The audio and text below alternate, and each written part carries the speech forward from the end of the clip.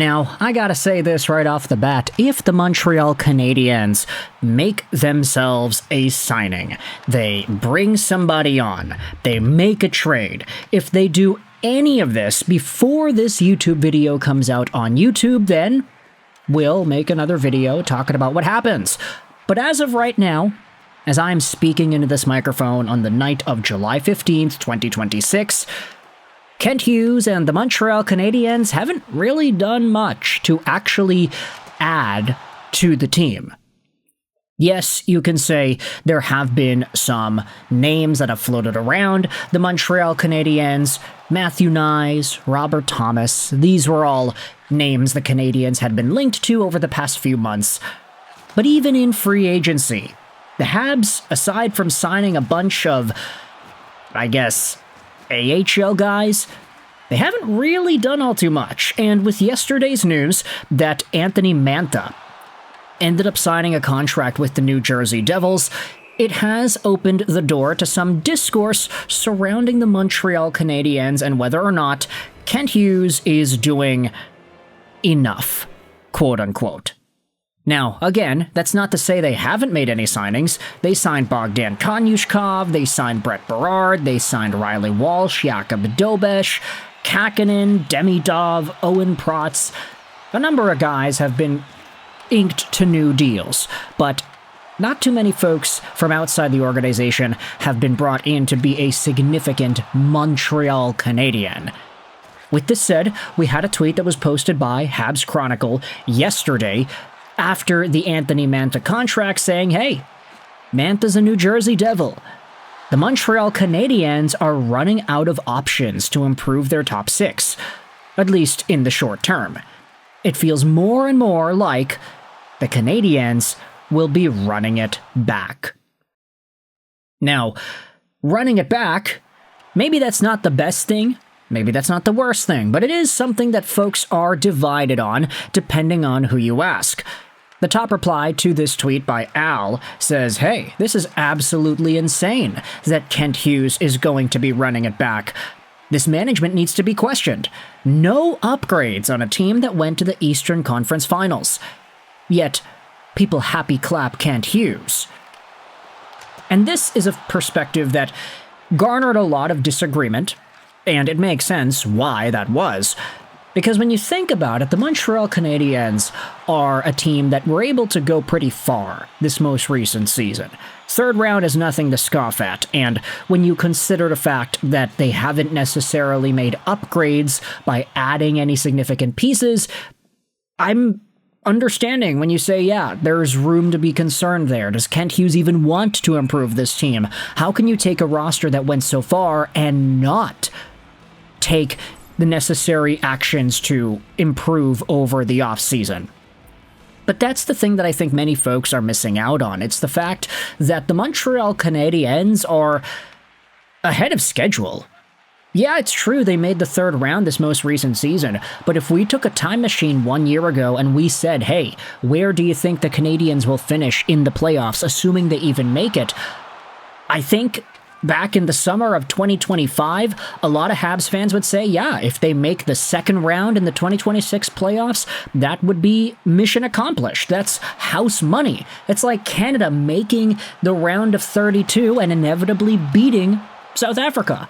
It's something that I think a lot of Canadian fans would have been more than satisfied with going as far as they did, even without knowing how it actually ends. Who cares if they lose to Morocco? Who cares if the Canadiens lose to the inevitable Stanley Cup champions in the third round after getting somewhat embarrassed in a 4-1 series loss? The Montreal Canadiens were playing with house money.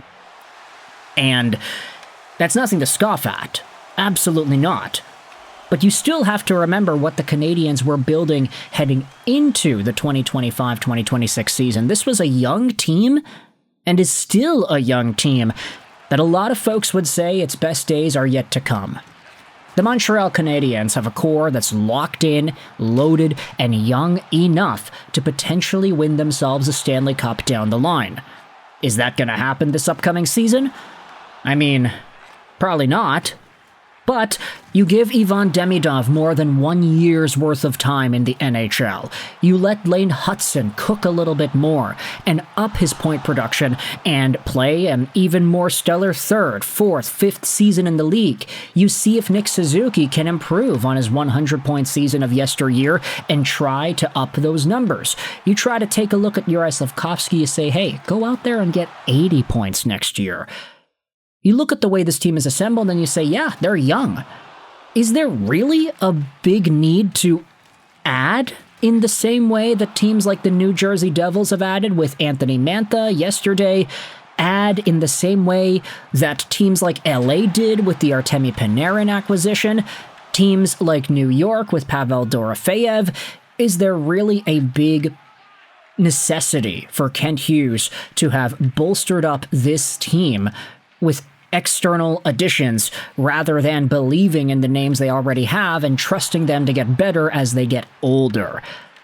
Like, these guys are pretty good right now, but I don't think they're gonna stop getting better. They're so young that I would say it's probably a given that Nick Suzuki has another superstar Selke caliber year. Maybe 100 points is a little much. I don't know how many guys can continuously score that many points a season. Same thing with 50 goals in Caulfield. But if Cole Caulfield is a 40-goal guy, he can still provide the same level of impact in terms of how he affects the game on the ice as he had provided last season. If Ivan Demidov is getting 80 to 90 points a year, if Hutson is getting 80, 90 points a season continuously, I'd say that allowing these young guys to grow into who they could become is the best type of addition that the Canadiens could reap benefits from. And it doesn't cost them any extra money. They've got all of these guys locked in and loaded. Yes, it's true, you probably would have wanted to see Kent Hughes go out there and make an acquisition that bolsters up the middle to bottom of the lineup. Anthony Mantha scored 30 goals this most recent year as a streaky point producer who had probably the least streaky year of his career last season in Pittsburgh. Is it guaranteed that he comes over to the Devils and is an immediate 60-point, 30-goal guy? I don't want to say it is. And I'm not saying that Anthony Mantha would have been a bad signing for Montreal. I'm just saying that folks that are disappointed with Mantha going over to New Jersey and not going over to Montreal, maybe you don't need to get as disappointed as you may be. At least based off of some of the social media reaction, it seems like there is a good amount of Habs fans that are disappointed with the lack of a Mantha acquisition. But with all that said, you can let me know your thoughts in the comment section below. I do think that there is merit in letting the guys that cooked last season cook again. I think it's fine. Yes, the Montreal Canadiens went far, but I don't think that was really the plan. Like, if they won the Cup next year, I'd still say, yeah, that's crazy that they did that, and it's amazing. They already fulfilled everything they wanted to fulfill, but I'd be lying if I said we expected this.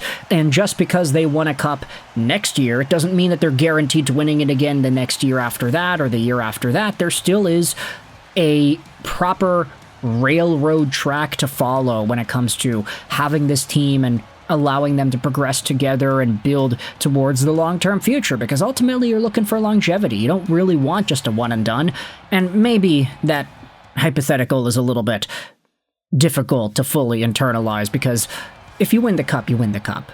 Nothing else matters after you win the Cup. You know how many Toronto Raptors fans can brush aside whatever happens in the next few years because they won with Kawhi a few years ago? And now Kawhi's back. So even if the Raptors don't win anything over the next few years, it's like, the storybook figure has returned. And that is a big source of happiness because we already got the ring. So with all that said, you can let me know your thoughts in the comment section below. How do you feel about the Montreal Canadiens running it back? And is that something that you're on board with heading into this upcoming year? This is all based off of what's happened up to July 15th, so if Kent Hughes makes a big signing on the 16th, then we'll have to make another video addressing that. But with that said, you can let me know your thoughts in the comment section below. I hope you enjoyed this video. Sign on, and bye.